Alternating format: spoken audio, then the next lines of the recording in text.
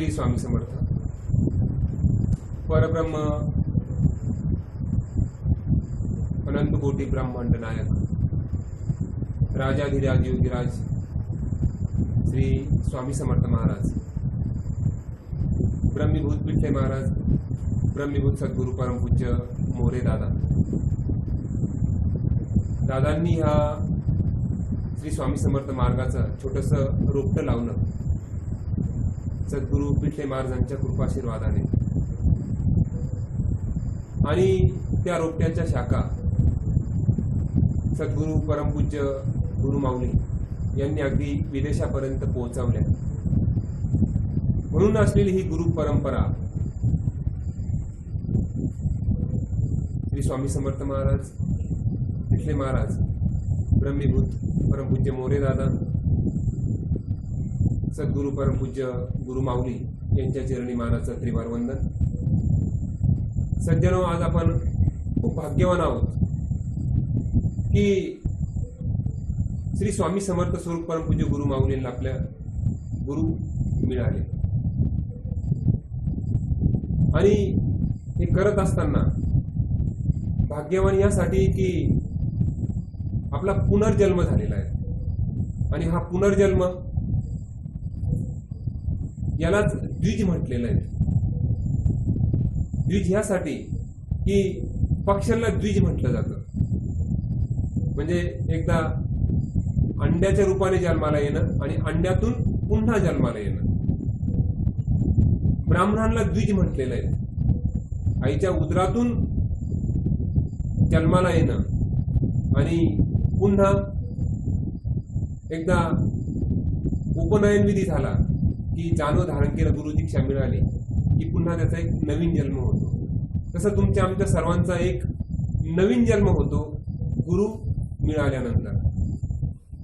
आज जर आपल्याला दिंडोरी परिणित श्री स्वामी समर्थ सेवा मार्ग जर नसता तर आज आपली काय अवस्था असती.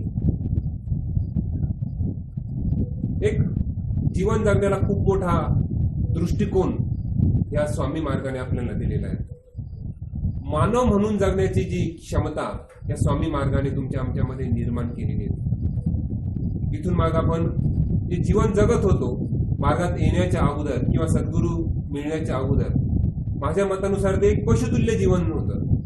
सकाळी उठायचं, काम करायचं, सुबह होती है शाम होती है, सुबह होती है शाम होती है, जिंदगी यूं ही तमाम होती है, आणि एक दिवस असंच मरून जायचं. पण खऱ्या अर्थाने माझा जन्म कशासाठी झालेला आहे याची अनुभूती करून जो मार्ग देतो तो म्हणजे आपला स्वामी समर्थ सेवा मार्ग दिंडोरी प्रणित. आणि आज गुरुपौर्णिमा, आणि या गुरुपौर्णिमेनिमित्त आज आपण सर्वांनी स्वामी महाराजांना विनंती केली. परंतु हा गुरुपौर्णिमा उत्सव आपल्या वैदिक सनातन संस्कृतीमध्ये अनादी कालापासून तो साजरी केला जातो. ह्याच गुरुपौर्णिमेला व्यास पौर्णिमा असं म्हटलं जातं. व्यास पौर्णिमा का? तर व्यासांनी इतकं काही तुमच्या आमच्यासाठी करून ठेवलेलं आहे की नंतर बोलण्याचं आणि लिखाणाचं काही राहिलेलंच नाही.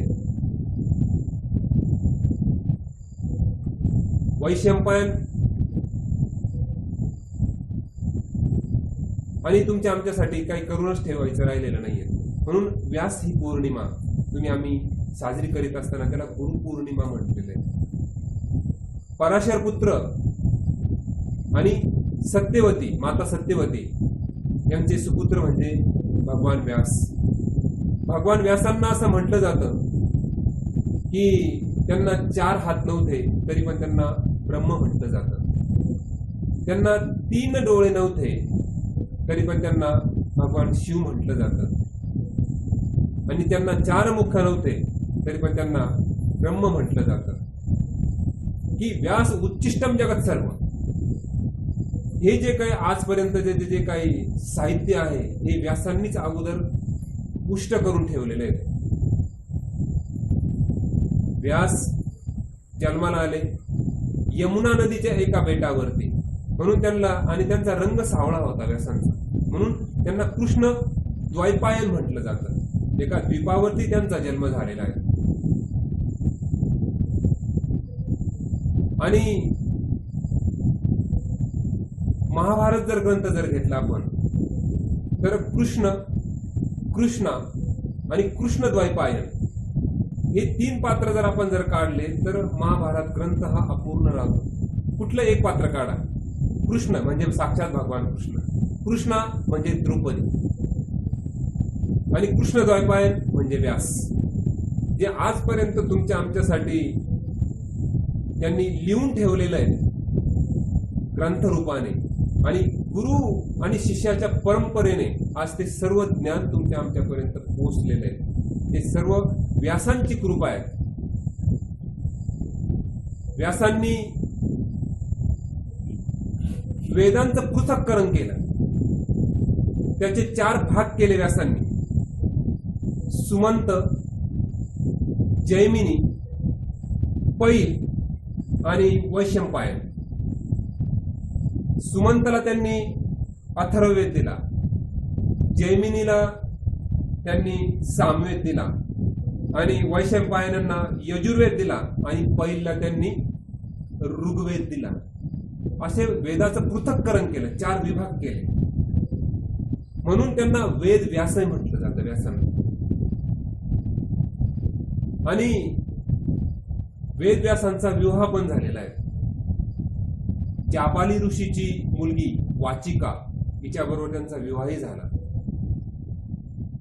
आणि पुढे जर आपण जर बघितलं तर व्यासांनी महाभारतचं युद्ध होण्याच्या अगोदर विचित्रवीर्य, अंबिका आणि अंबालिका ह्या 2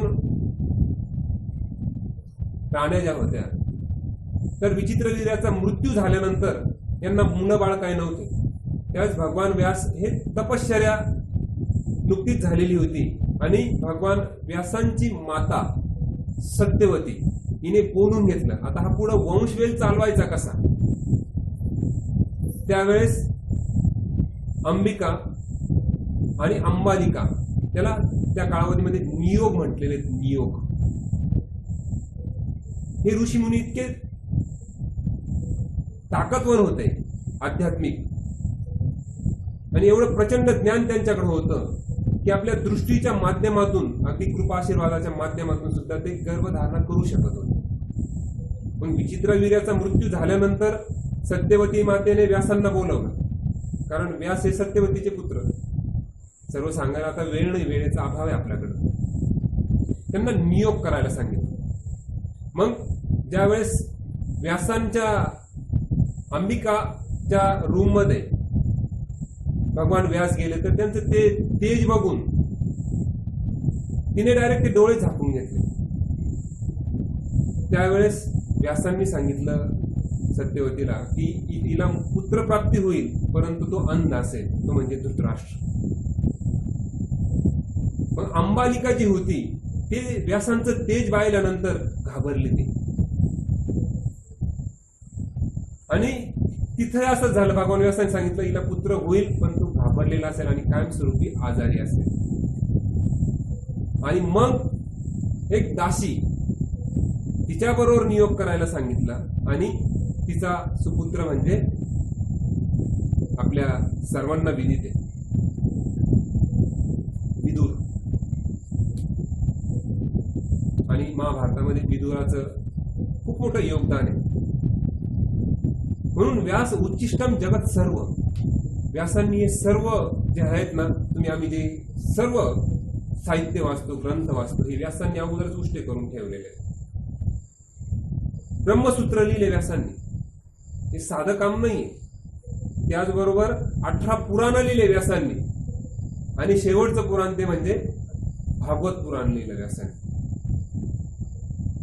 आणि मग ही व्यास पौर्णिमा, व्यास म्हणजे पूर्णत्व.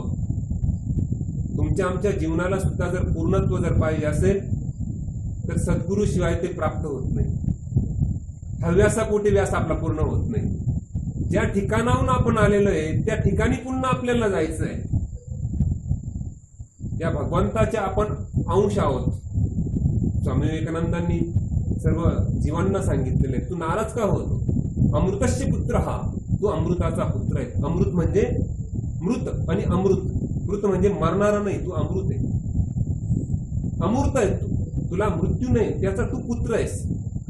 अमृतस्य पुत्र हा. आणि पुन्हा जर आपल्याला जर त्या परमेश्वराकडे जर जायचं जर असेल तर गुरुशिवाय पर्याय नाही. गुरुशिवाय ज्ञान नाही आणि ज्ञानाशिवाय मोक्ष नाहीये. म्हणून प्रत्येकाने गुरु करावा, पण गुरु कसा करावा हा सर्वात महत्वाचा प्रश्न आहे. ज्याला गुरु लाभला त्याच्या जीवनाचं खरोखर सोनं होतं, पण तो गुरु कसा असावा?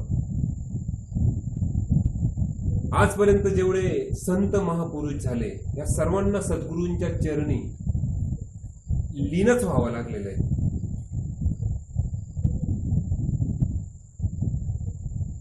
तर गुरु इतिहासामध्ये पुराणामध्ये अनेक उदाहरण आपल्याला देता येते.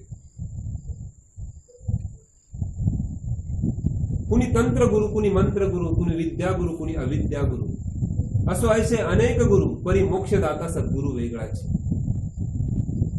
कुणी तंत्र मंत्र करणारे गुरु भरपूर आहेत, तुम्हाला मला बाजारात भेटणार आहे. कुणी तंत्र गुरु, कुणी मंत्र गुरु, कुणी विद्या गुरु, कुणी अविद्या गुरु, असो ऐसे अनेक गुरु, परी मोक्षदाता सद्गुरु वेगळाच. समर्थ रामदास स्वामी सांगतात, तंत्र मंत्र उपदेशिती घरोघरी गुरु आहेत आयती, जो मेळवे सद्वस्तु ते श्रीकृष्ण त्यासी गुरु माने. काय? जो मेळवे सद्वस्तु ते श्रीकृष्ण त्यासी गुरु माने. मग सद्वस्तू कोणती? तंत्र मंत्र उपदेशिती गुरु, घरोघरी गुरु आहेत आयती.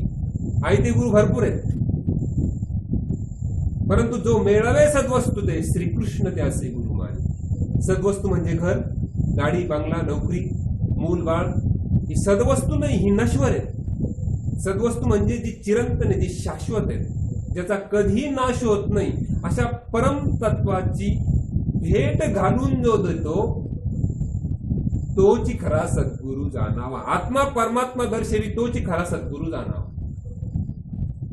नाही तर बऱ्याच वेळेस काय होतं, आपण काम्य सेवेच्या माध्यमातून सद्गुरूंकडे जातो.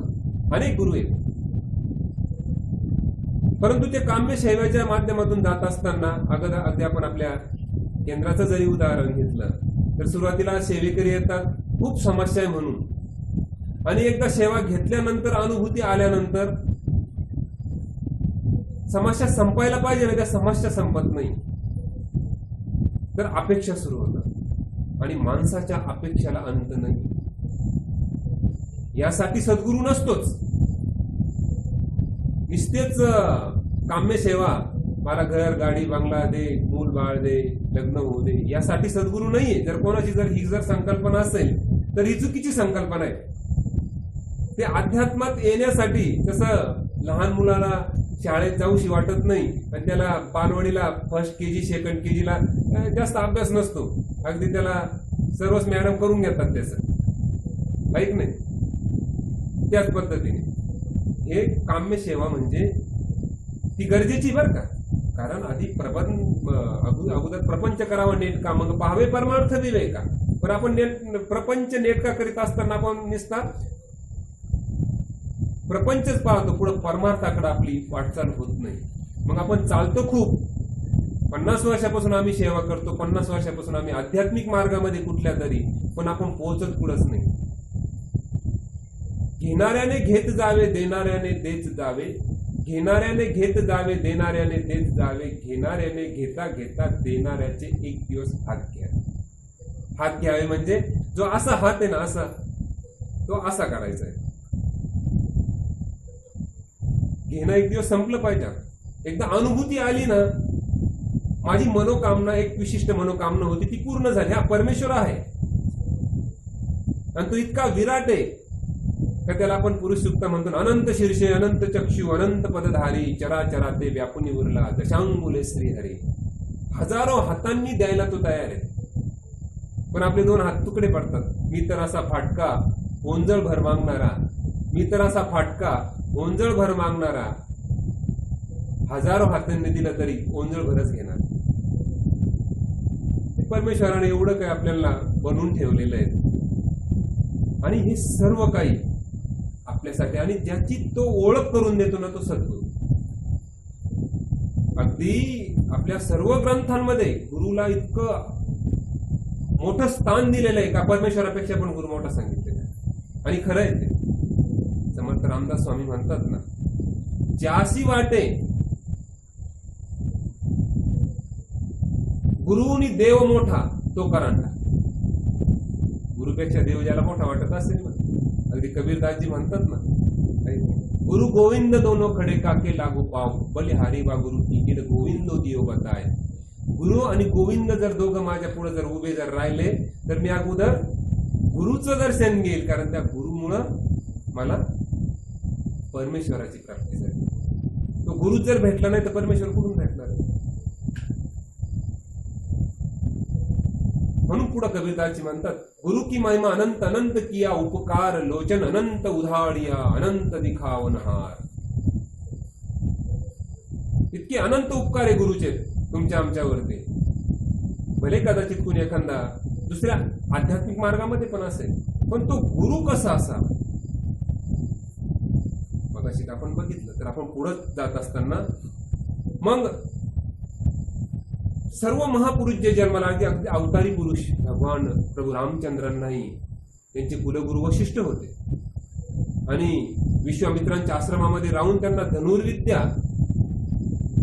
शिकले. पुढं भगवान कृष्णही सांदीपनी ऋषींच्या आश्रमामध्ये राहिले आणि तिथेही त्यांनी सद्गुरूंची इतकी सेवा केली की शेवटी गुरु आणि सांदीपनी ऋषी आणि त्यांची पत्नी निरोप समारंभाच्या वेळेस त्यांच्या सुद्धा डोळ्यामध्ये पाणी आलं आणि गुरुदक्षिणा म्हणून काय देऊ, तर त्यांचा पुत्र समुद्रामध्ये गायब झालेला होता. मला तो संपूर्ण सांगायचं नाही, परंतु आज आपल्याला इथं काय द्यायचंय. आपण सांदीपनी ऋषींच्या आश्रमामध्ये त्यांना सुदामा भेटला भगवान कृष्णाने आणि लाकूड तोडण्यासाठी गेले दोघंही, परंतु गुरु पत्नीने त्यांना काही चणे दिले होते खायला आणि जंगलामध्ये गेल्यानंतर ते सुदामाकडे दिले. सुदामाला भूक लागली, त्याने एकट्याने खाऊन टाकले, पण ते दोघांना खायला सांगितलेले होते, त्यांनी एकट्यानेच खाऊन टाकले. मग आता त्याचा परिणाम असा झाला की ते एकट्याने खाले गुरुचं दिलेलं थोडक्यात तो झाला 18 विश्व दारिद्र्य तो सुदामा आणि एक झाला द्वारकेचा राणा. मुलं बाळा इकडे उपाशी झोपतायत, सुदाम्याचं पुढे लग्न झालंय. अहो जा तुमच्या मित्राकडे एवढा मोठा सोन्याची जी द्वारका आहे, पण सद्गुरूंकडे हे मागायचंच नाही, आपल्या मित्राकडे मागायचंच नाही. परंतु काय घेऊन गेला म्हणे, तांदूळ घेऊन गेला होता, तांदूळ. आणि तिकडं भगवान कृष्णांनी ते थोडेसे तांदूळ, त्याला आपण सुदाम्याचे पोहे म्हणतो, तिकडं खाले आणि इकडं सुदाम्याची नगरी सोन्याची होऊन गेली. म्हणून गुरुने आपल्याला जे दिलेले आहेत ना ते आपल्या एकट्यासाठी कधीच नसतं. आपल्याला जेवढं माहिती आहे ना तेवढं आपण इतरांपर्यंत पोहोचवलं पाहिजे. जे जे आपणाशी ठावे ते ते इतरांशी सांगावे. जे आपल्याला माहिती आहे ना, इथं ब्रह्मज्ञानी नाही आपण खूप सामान्य माणसं आहे, परंतु आपल्याला जेवढं माहिती ते इतरांना देणं आपलं हे नैतिक कर्तव्य आहे. नाहीतर अशा पद्धतीने दारिद्र्य सुद्धा येऊ शकतं. तर असं आपण पुढे चालत असताना अगदी ज्ञानेश्वर माऊली ज्यांना महाविष्णूचा अवतार सखा माझा ज्ञानेश्वर म्हटलं जातं, त्यांना सुद्धा सद्गुरू करावे लागले. 4 भावंड निवृत्ती, ज्ञानदेव, सोपान आणि मुक्ताई. आणि या 4ही भावंडांना ज्या वेळेस त्यांच्या आईवडिलांसहित वाळीत टाकलं आमच्या धर्ममार्तंडांनी, तर चला आपण ब्रह्मगिरी प्रदक्षिणा करून येऊ म्हणून 4ही भावंड आणि विठ्ठलपंत आणि रुक्मिणी देवी तीर्थयात्रेला निघाले त्र्यंबकेश्वरच्या ब्रह्मगिरी प्रदक्षिणेला. मुक्ताला आणू 4 वर्षाची, त्याच्यापेक्षा 2 वर्षाने सोपान मोठा, त्याच्यापेक्षा ज्ञाना मोठा, त्याच्यापेक्षा निवृत्ती मोठी. पण त्या जंगलातून प्रदक्षिणा घालत असताना घडलं काय, एक वाघ पाठीमागं लागला. वाघ आला, डरकाळी फोडली त्या वाघाने. आणि हे चिमुरडे दोन बालकांना घेऊन रुक्मिणी देवी, विठ्ठलपंत थोडेसे लपले झाडाच्या आड. आणि घडलं काय पुढं, तो निवृत्ती काय सापडेल, निवृत्ती दादा. आणि त्याच्या पाठीमागं वाघ लागला. तो वाघ पाठीमागं, निवृत्ती दादा पुढं, त्या भावंडांमध्ये सर्वात मोठं. आणि पुढं घडलं काय, की एका गुहेमध्ये निवृत्ती दादा गेले आणि तो वाघ गायब झाला, कुठे गेला माहित नाही. आणि बघतो तर काय, पुढं अशी धुनी पेटलेली होती, त्याच्यातून धूर निघत होता. आणि एक तेजस्वी नाथपंथी, जटा वाढलेला, दाटी वाढलेली, तिला ध्यानस्थ बसलेला होता. आणि निवृत्ती दादांना बघताच क्षणी त्यांनी डोळे उघडले. अरे ए निवृत्ती, तो म्हणे माझ्या पाठीमागं वाघ. ते बोलायच्या अगोदरच अरे त्या वाघाचं रूप मीच घेतलेलं होतं तुला इथं आणण्यासाठी. भाग्यवान असे शिष्य की त्यांची गुरु वाट पाहतात, कधी मला भेटेल माझा शिष्य. म्हणजे त्या वाघाचं रूप मीच घेतलेलं होतं तुला इथं आणण्यासाठी. तसंच मला असं वाटतं की तुमच्या आमच्या जीवनामध्ये ज्या समस्या निर्माण झाल्या आणि त्या समस्येच्या माध्यमातून स्वामींची भेट झाली. अध्यात्मात येण्यासाठी जीवनात काहीतरी वाईट घडावं लागतं. सारे सुख सुविधा जर असतील आणि समस्या जर नसतील तर मग आपणच म्हणतो ना, काही जण भेटतात ना, कहा आहे भगवान, कुठे आहे देव. म्हणून जो वाघ जसा निवृत्ती दादांच्या पाठीमागे लागला सद्गुरु भेट घालवण्यासाठी, तशी जी समस्या आमच्या पाठीमागे लागली ना, ही सुद्धा स्वामींनीच निर्माण केलेली होती तुमची आमची भेट घालण्यासाठी, स्वामींची भेट घालण्यासाठी. आणि मग पुढं त्यांना संपूर्ण ब्रह्मज्ञान प्राप्त झालं. माणस मोठे विषय येते पुढं. मग ती तपश्चर्या आटपून इकडं विठ्ठलपंत रुक्मिणी देवीने प्रयाग क्षेत्री जाऊन ध्यानत प्रायचित्त घेतलेलं होतं. निवृत्ती दादांना ते अगोदरच कळालं होतं, समाधी अवस्थेमध्ये असताना, जागेवरती बसलेले असतानाच निवृत्ती दादांनी ते बघितलेलं होतं संपूर्ण ब्रह्मांडातल्या घडामोडी. आणि मग नंतर आल्यानंतर ज्ञानेश्वर माऊलींची भेट झाली, सोपान काकांची झाली, मुक्ताईची झाली. आणि मग गुरु कशासाठी असावं लागतो, मग ज्ञानेश्वर माऊलींना अनुग्रहित केलं. बघा, त्यांना महाविष्णूचा अवतार म्हटला जातो, त्यांना सुद्धा सद्गुरू करावा लागलेला आहे निवृत्ती दादांना.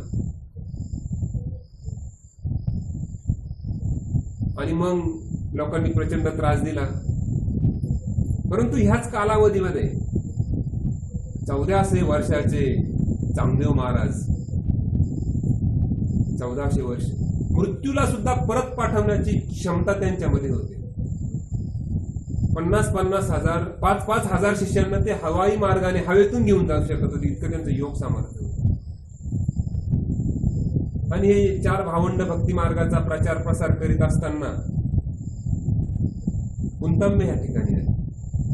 आणि तिला आले तर हे ध्यानस्थ बसलेले, तिला काही प्रेत पडलेले, एका म्हातारीचं पुत्र मेलेलं होतं.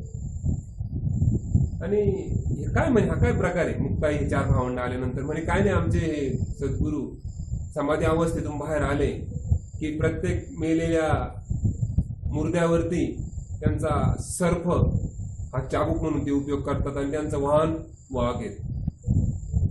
आणि फटका मारला का ते प्रेत उठून जातं. म्हणे अरे, म्हणे मुक्ताईला ते आवडलं नाही. दादा म्हणे, हा तर अगदी स्वतःला परमेश्वरच समजायला लागला. म्हणे नियतीच्या चक्रामध्ये हा ढवळाढवळ करतोय.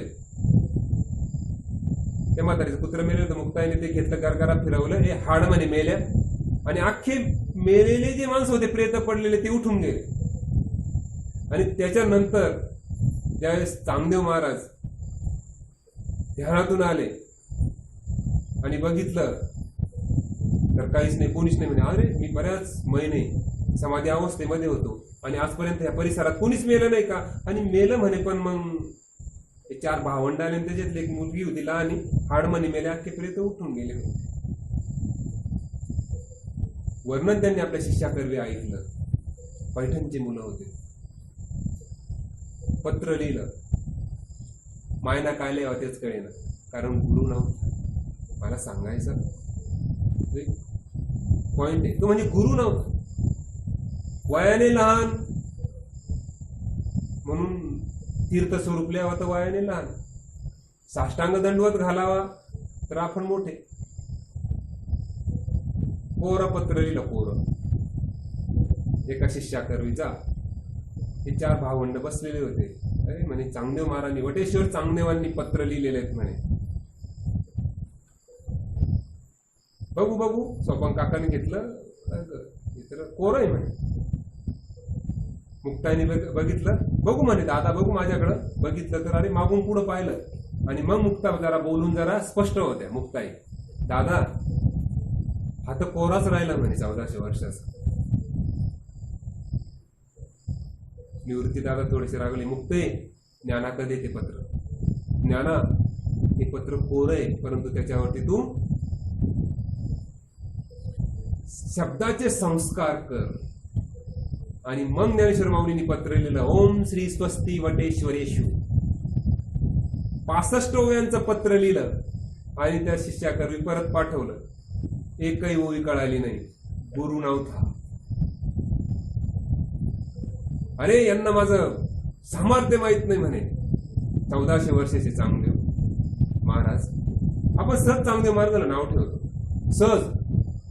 अरे 1400 वर्षाचे होते ते, त्यांचा सर्प चाबूक होता, बसायला वाहन वाघ होतं, आणि मृत्यूला परत पाठवण्याची क्षमता त्यांच्यामध्ये होती. आणि आमच्यासारखे म्हणतात चांगे आहे ना कोराच राहिला. कोरा राहिला?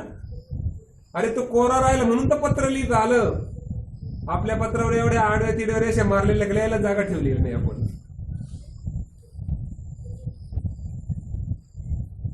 आणि समजतात काय म्हणे, कोरा वाघावरती बसून आला.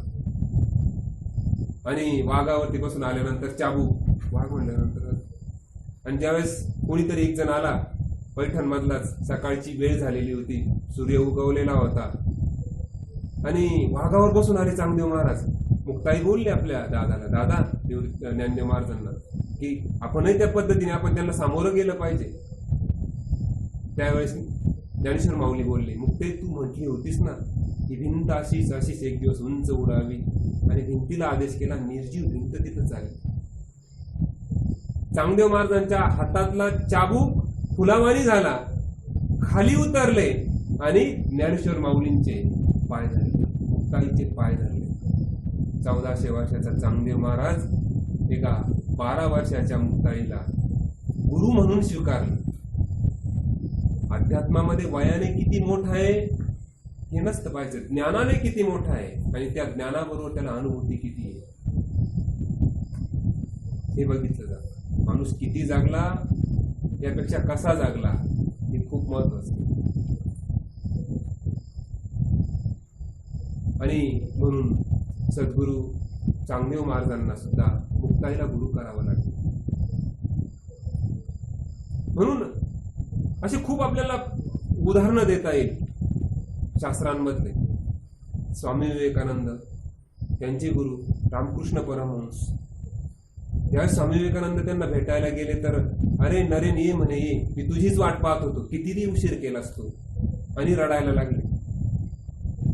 आणि आपल्या जवळचं अख्खं जे काही भक्ती ध्यान जे कमवलेलं होतं त्यांनी कालांतराने स्वामी विवेकानंदांमध्ये. मग आता हे करत असताना आज आपण ज्या श्री स्वामी समर्थ सेवा मार्गामध्ये आहोत, त्या स्वामी मार्गामध्ये आपल्या सर्वांचे गुरु श्री स्वामी समर्थ महाराज आहेत. या स्वामी मार्गाचं आगळं वेगळं वैशिष्ट्य म्हणजे मंत्रही तोच श्री स्वामी समर्थ, गुरुही तोच श्री स्वामी समर्थ, गुरु तत्वही तेच श्री स्वामी समर्थ. गायत्री मंत्र जर बघितला तर तसा तो सूर्याचा मंत्र आहे. महामृत्युंजय मंत्र जर बघितला तर तो भगवान शिवांचा मंत्र आहे. पण इथं गुरुही तोच, मंत्रही तोच, षडाक्षरी. म्हणून श्री स्वामी समर्थ ऐसा षडाक्षरी मंत्र प्रीतीने जपावा अहोरात्र, तेने सर्वार्थ पाविचे. आज श्री स्वामी समर्थ महाराजांना आपण 3 चमचे अभिषेक घातले. 3 चमचे म्हणजे ब्रह्म, विष्णू आणि महेश, विधी, हरी, हरा हे एकरूप झाले आणि त्यांचा त्रिगुणात्मक अवतार दत्त अवतार झाला. आणि दत्तांनी जन्म अवतार ह्यासाठी घेतला की कशासाठी? तू साक्षात आत्मा आहेस, चिरंतन आहे, तू शाश्वत आहे, याची अनुभूती जो करून देतो ना त्याला दत्त म्हटलेलं आहे. म्हणून दत्त दत्त ऐसे लागले ध्यान, हरपले मन, झाले उल्मन, एका जनार्दनी मी तूपणाची झाली बोळवण. मीपणाचं आणि तू पण, मी आणि तू काही वेगळा नाही, आपण एकच आहोत याची अनुभूती जो करून देतो ना तो दत्त. म्हणून आपण या स्वामी समर्थ महाराजांना आज आपल्या सद्गुरूंना 3 चमचे अभिषेक घातला. अभिषेक घातल्यानंतर आपण फूल वाहिलं, सुमन म्हणतो आपण, सुमन. ते फूल म्हणजे आपल्या मनाचं प्रतीक आहे. सुमन काळकुट्ट मन नाही. सुमन आपल्याला अगदी एखाद्या ठिकाणी बसायचं, घाण जागेवर आपण बसत नाही. आणि परमेश्वर काय मागतो अगोदर गीतेमध्ये? अर्जुना तू तुझं मयार्पित मन बुद्धिर्यो मद भक्त समप्रिया. अर्जुना तू तुझं मन मला दे. मन मागितलं, नंतर बुद्धी, नंतर बाकीच्या गोष्टी मागितल्या, पण अगोदर मन मागितलं, तुझं मन मला दे. म्हणून आज जे फूल वाहिलं ना आज आपण स्वामींच्या चरणी, ते काय केलं? सुमन आपल्या मनाचं ते प्रतीक आहे, मनाचं प्रतीक आहे. आणि ते महाराजांच्या चरणी आपण अर्पण केलं, मन अर्पण केलं. मग आता आपल्याला मन राहिलं का? ऐक नाही. तो अडबंग नावाचा शेतकरी ऐक नाही, आणि नाथ आले आणि त्याला जीव घातला नाथांना. त्याने ते प्रसन्न झाले नाथ आणि सांगितलं तुला काय देऊ? म्हणे तुझ्याकडे काय देण्यासाठी? तूच माझ्या जवळ भाकरी खाली, तू उलट माझ्याकडे माग म्हणे काय मागायचं. आणि त्या नाथांनी मागितलं तुझ्या मनात जे येईल ना ते तू करू नको. नांगर चालू होता, झाडाखाली बसलेले होते, लिंबाच्या झाडाखाली. जेवण वगैरे झालं आणि नांगर हाकायचं झाल्यानंतर सोडलं, सर्व बैल सोडले आणि निघले. अरे पण मला त्या नाथांनी सांगितलेलं आहे तुझ्या मनात जे येईल ना ते तू करू नको. कारण मन काय केलं? नित्याला दिलेलं. मग मनात आलं घरी जायचं. आता घरी जायचंच नाही. जागेवरती त्याच झाडाखाली उभे राहिले तो अडबंग शेतकरी. तिथं पडलेला पाला पाचोळा खाला, परंतु सद्गुरूला जो दिलेला शब्द आहे मनात आलेला आणि सतत गुरुचं स्मरण करत करत करत कोण झाले? ते अडबंगनाथ झाले, नवनाथांपैकी एक. तर मन आज जे सुमन म्हणजे फुल वाहिलं ना, नुसतं असं फुल वाहिलं लगेच माझं गुरुपद घेतील, घेतात महाराज. ते पण घेतात. पत्रम फुलम पुष्पम पुष्पम तोयम, पान फूल फळ मला जो श्रद्धेने अर्पण करतो पाणी त्याचा मी स्वीकार करतो, हे गीतेमध्ये पण सांगितलेलं आहे. परंतु आपल्याला नुसतं याच्या पुरतं मर्यादित न राहता काम्यसेवेपुरतं का मला ह्या पुनरपी जननम पुनरपी मननम पुनरपी जननी जठरे शयनम, हे पुन्हा पुन्हा जन्म आणि पुन्हा पुन्हा मृत्यू या 84 लक्ष योनींच्या फेऱ्यातून तुम्हाला आम्हाला जर मुक्त जर व्हायचं असेल ना, गुरुशिवाय पर्यायच नाही. गुरुशिवाय पर्यायच नाही. आणि मग पुढे येऊन आपण काय केलं? आता आपण मग अगदी पिठले महाराजांचं वाक्य आहे, सबसे बडा गुरु गुरु से बडा गुरु का ध्यास, आणि समर्थांना भूषणा होईल असे वागावे, समर्थांच्या इच्छेत इच्छा मिळून राहावे. म्हणजे काय? अजून सोप्या भाषेमध्ये, न सुख अच्छा है ना मलाल अच्छा है, ना सुख अच्छा है ना मलाल अच्छा है, या तू जिसमें रख दे वो हाल अच्छा है. हमारी न आरजू है न जुस्तजू है, हमारी न आरजू है न जुस्तजू है, हम राजी है उसमें जिसमें तेरी रजा है. सुखात काय आणि दुःखात काय, जे दिलं ना ते तूच दिलं, ते तूच दिलं. मग माझ्यामध्ये जीवनामध्ये सुख आलं तर आनंदित होतो, पण दुःख आलं तेही भगवंताचंच नियोजन असतं. तुकाराम महाराजांची पत्नी काटा भरला तुकाराम महाराजांच्या पत्नीला. कारण तुकाराम महाराजांची पत्नी जिजा कोणाला भाकर घेऊन चालली होती?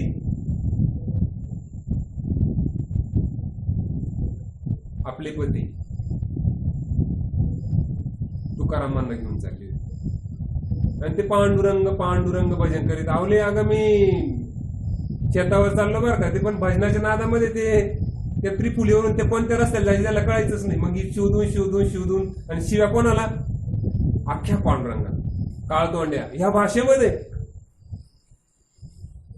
काटा भरला, काटा. आणि काटा भरल्यानंतर पांडुरंग आले तिथं. पांडुरंग आल्यानंतर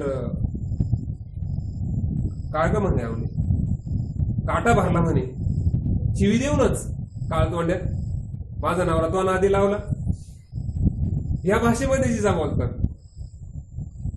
देवाला शिवी दे म्हणजे एवढं बोलणं म्हणजे साधं काम नाहीये, पात्रता लागते. देवाशी सुद्धा भांडता येतं. माऊली सांगतात देवाशी सुद्धा भांडता येतं, पण आपली तशी सेवा पाहिजे. काढला काटा. बरं काढला काटा नुसता याने काढला नाही, हाताने नाही काढला, दाताने काढला, दाताने. आजही जर तुम्ही देऊच्या त्या परिसरात जर गेलं ना, तिथं पांडुरंग भेटले जिजाऊंना, तर तिथं ती जागा आहे. आणि बरं का आता आला होय जिजाऊ का तुकाराम महाराज पत्नी मध्ये, अरे तू आता आला का म्हणे, काटा काढायला आता म्हणजे भरावलाच का बरं म्हणे. म्हणजे काटा भरला हा सुद्धा तुझ्या इच्छेनेच भरला. किती विश्वास हो. आणि आपण नाव ठेवतो त्यांना. कोणाला? तुकाराम महाराजांची पत्नी म्हणे काजल होती. काजल नव्हती ती, महाभक्त होती ती. आणि मग गेली, सांगितलं भाकरी घेऊन गेली तुकाराम महाराज सोडून. का उशीर झाला, काटा भरला म्हणे. कोणी काढला? तो आला होता ना तुमचा तो काळ्या. या भाषेमध्ये कसं शक्य आहे म्हणे, अजून मला भेटला नाही म्हणे तो. अहो म्हणे मला भेटला म्हणे तो, माझा काटा दाताने काढला म्हणे. मग दाखव. आणि तिथं पद्म म्हणजे कमळ आणि स्वस्तिकाचं चिन्ह उपणलेलं होतं त्यांच्या पायावरती. अगं आवले किती भाग्यवानी म्हणे तू, जो पांडुरंग मला भेटला नाही तो तुला भेटला म्हणे. देवांचाही देव करतो भक्तांची ती चाकरी. आजही या स्वामी मार्गामध्ये अनेक अनुभव आहेत. आणि पुढे येऊन मग हे मन अर्पण करणं. आणि पुढे येऊन मग आपण काय केलं? नारळ वाहिलं. नारळ श्रीफळ म्हणतो आपण त्याला. श्रीफळ माणसाच्या मस्तकासारखं आहे बघा, त्याला नाक आहे, त्याला 2 डोळे. ते नारळ नुसतं नारळ नाही तर आपल्या ह्या मस्तकाचं प्रतीक आहे. आणि आपण सद्गुरूंच्या चरणावरती, स्वामींच्या चरणावरती वाहिले. माझं मन तर वाहिलेलंच आहे, पण माझं मन आणि बुद्धी सुद्धा तुझ्या चरणावर मी अर्पण केलेली आहे. आता माझं स्वतःच काही अस्तित्व राहिलेलं नाही. जे काही आहे ना ते सारं परमेश्वरा स्वामी राया आता हे तुझं आहे. आणि हा भाव ठेवून ज्यावेळेस आपण स्वामींना शरण जाऊ ना, त्यावेळेस मग महाराजांचा जो शब्द आहे, अनन्य चिंतयंतो माम ए जना पर्युपासते देशाम नित्य अभियुक्तानाम योगक्षेम मोहाम्यहम. अनन्य भक्तिभाव ठेवून, अन्य दुसरा कोणीच नाही, मी आणि मी एकटाच जो आहे या चराचरामध्ये व्यापून उरलेला, चराचरा ते व्यापुनी उरला दशांगुले श्रीहरी. त्यावेळेस अप्राप्तीची प्राप्ती आणि प्राप्तीचे संरक्षण मी करून दे. आणि भिवू नकोस, मी तुझ्या पाठीशी. हे अभिवचन तेव्हा सत्य होतं. नाही तर मग ही गुरुपौर्णिमा तर समोरची पुढचीच गुरुपौर्णिमा. एक जण मला म्हटलं होतं ना, का म्हणजे तुम्ही कायम केंद्रात जायचे एखाद्या दिवशी. म्हटलं आता तुला काय उत्तर देऊ, काय आम्ही पुढे लय करतो म्हणे, पण आमचं चालूच आहे. पण एका वाक्यात सांगितलं, ही गुरुपौर्णिमा तर तीच गुरुपौर्णिमा. जर आपण स्वामी महाराजांकडे जर गेलं, एकाच वाक्यात सांग म्हटलं, सोयाबीन आता सोंगली, डायरेक्ट मध्ये फवारे नाही दिले, त्याचं तण काढलं नाही, त्याचं खत पाणी दिलं नाही, आणि डायरेक्ट 4 महिन्याने सोंगायलाच गेले. काय लागेल आपल्या हातामध्ये? तसंच या अध्यात्मामध्ये पण भक्तिभावाचं खत पाणी घालावं लागतं, सत्संगाचा फवारा द्यावा लागतो. तेव्हा हे जीवनाचं हे जे 6 फुटाचा जो देह आहे, 3.5, 4, 5, 6 फुटाचा, त्याच्यामध्ये कायमस्वरूपी विकार तण उगत असतं. काम, क्रोध, मोह, मत्सर, दंभ, अहंकार कायम उगत असतात. मग हे सत्संगातून, म्हणून आपण रोज केंद्रामध्ये आपण एकदा तरी उपस्थित राहिलं पाहिजे. नसेल तर आठवड्यातून एकदा तरी आपण केंद्रामध्ये उपस्थित राहिलं पाहिजे.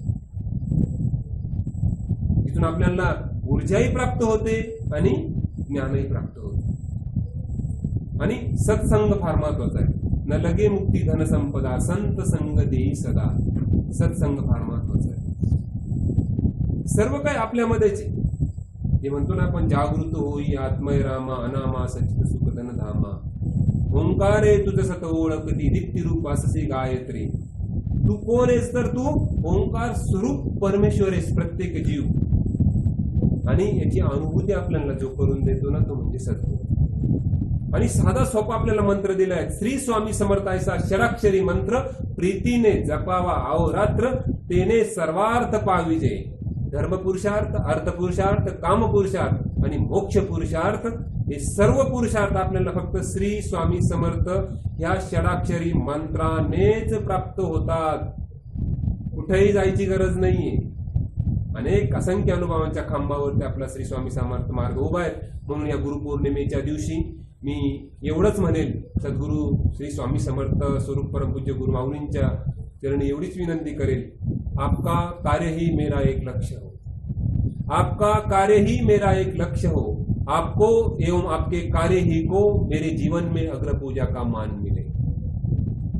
इसलिए संगठना का श्री स्वामी समर्थ ये महामंत्र लिए, हे गुरु माऊली, मुझे अग्नि विद्या से आत्मविद्या की ओर ले चलो.